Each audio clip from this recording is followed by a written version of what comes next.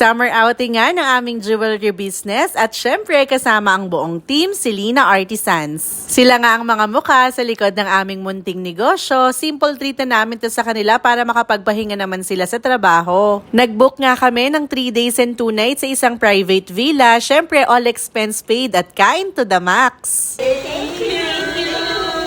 Day 2, poodle fight naman. Nag-ihaw nga si mama ng 6 na kilo na liempo. Amen!